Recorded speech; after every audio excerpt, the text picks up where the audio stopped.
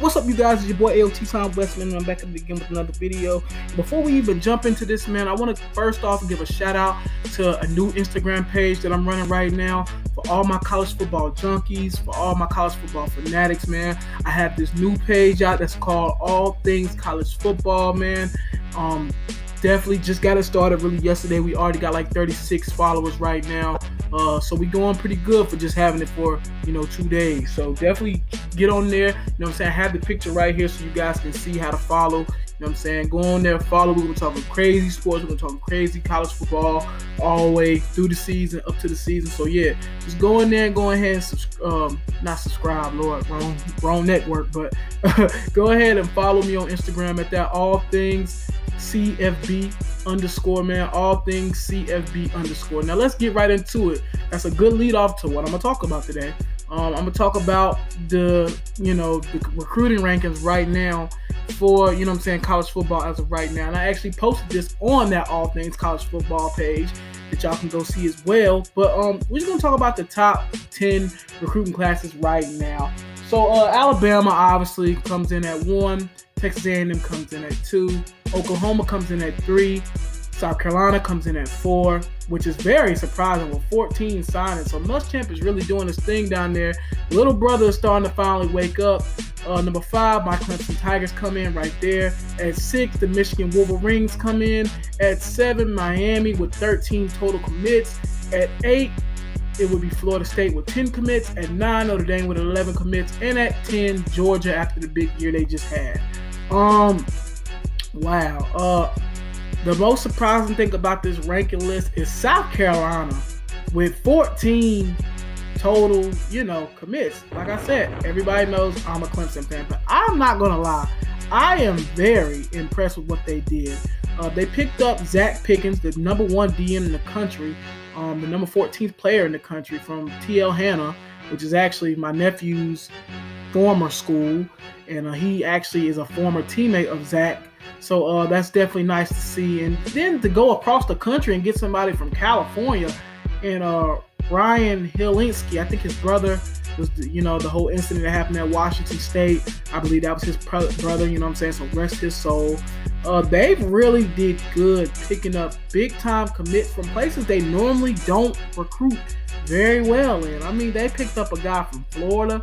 They picked up a guy from Atlanta, Georgia, where they've struggled to get people out of Georgia. And, they're really doing that thing. They even went to Tennessee and got, the 15th best player in his position in Joseph Anderson. So that's definitely a surprise to me. But South Carolina, I mean, I'm not going to lie. I'm a Clemson fan, but I am very impressed with what Muschamp is doing. I'm not even going to lie. Bama obviously coming in at 1. I want to take just a quick little look at them. Obviously, it's Nick Saban. He's going to make plays. He's going to, he's going to make plays in the recruiting game. I mean, he has players from everywhere. Bama, Jersey, Maryland, Georgia, Mississippi. I mean, you name it. So he's really doing this thing, man. I'm definitely expecting them to even do more. They have an offensive tackle, Pierce Quick, number 2 in the state of Alabama, number 29 in the country, and number 6 in his position in the country, man. O-lineman. So definitely ready to see what they're going to do. Just kind of want to take a quick look at Texas A&M as well and see what they've been doing in their recruiting. Because with them coming in at 2, Jimbo Fisher's first year, I'm not going to lie, that's pretty impressive. I mean, Texas A&M isn't really hard to recruit for, but still, even though it being his first year, Jimbo, that's one thing he can do, and that's recruit. Jimbo has the number 1 tight end, the number 1 offensive tackle in Kenyon Green, the number 1 tackle in the state of Texas. Also, he's got the number 2 safety in Ryan Williams out of Texas. So, Texas breeds a lot of players, obviously a lot of talent. It's a big state, so and football is like life down there. So it's a ton of talent there, man. So definitely something to look out for. I want to look at Oklahoma real quick and see what Lincoln Riley, man, and for my ECU fans, y'all get in the comment box too. I know y'all are hurt. Y'all had Lincoln Riley in y'all hands and you let him walk. Lincoln Riley could have had ECU actually being a 10-win, 11-win team every single year if he would have stayed. But just to see what he's did at Oklahoma, just stepping in for Stoops like that, it's just been amazing. He does have the number 4th wide receiver in the country, and Theo Wise, a good player. as well. He's really been going after all across the country. I mean, he's got guys from Texas, Arizona, DC. I mean, you name it. He's really nailing Texas pretty hard. He's even came all the way up to Jacksonville, North Carolina, up my way to come get somebody. So I think that's definitely huge. And then let's just look at Clemson. I'm just going to look at the top 5 teams really more so than anybody else. And then we're going to go look at Clemson. Clemson's doing pretty good. They have a wide receiver in Frank Ladison, number 3 in the state, and actually number 3 in the country from Homestead, Florida, which Dabo always does good with getting those guys out of Florida. He also has the number 3 quarterback in the country, and I'm not going to even try to pronounce his name, but I know his name is Tassan Pamahanchi. I don't know what his name is, but another big surprise from Clemson was getting Sheridan Jones out of Norfolk, Virginia, which low-key has been a little place where, Clemson and Dabo have been hitting hard. Richmond, Virginia, Virginia Beach area, Norfolk, they've been hitting that area pretty hard for the last 4 or 5 years now. And those players coming from up there, I know they have a couple now. Clean Farrell from up that way. He's a good player. I think he's from Richmond, Virginia.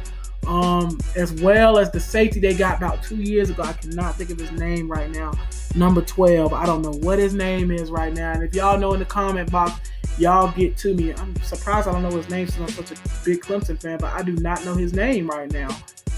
But yeah, obviously they got him. It's going to come to me eventually. But he's playing that. I think he played safety and a little bit of corner last year. So yeah, definitely they've been hitting that Virginia area pretty hard the last couple years here. That Virginia area is loaded with talent. You got to think about the people that came out of that area. You think about Michael Vick. You think about Taj Boyd. Just a lot of talent coming from that area. It's just kind of amazing to see what Dabo has did, in that area especially. Because that's a hard area to recruit in low-key. Because a lot of times you get Virginia Tech going in there, hitting it pretty hard in that area.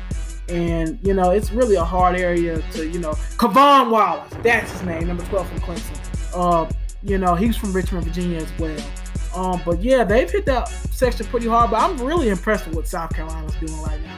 I can't even hate on them. And everybody knows how much I hate South Carolina. But what they have did is amazing. I am very shocked at what Muschamp is doing. And if he continues doing this Clemson and South Carolina rivalry can get real interesting. I'm going to be honest. It can get real interesting. But you guys get in the comment box, man. Tell me what y'all think about the recruiting, man. Y'all go follow my Instagram page, man. All things college football, man. Go ahead and get in there, comment, man. And I'll holler at y'all another time. I'm out, man.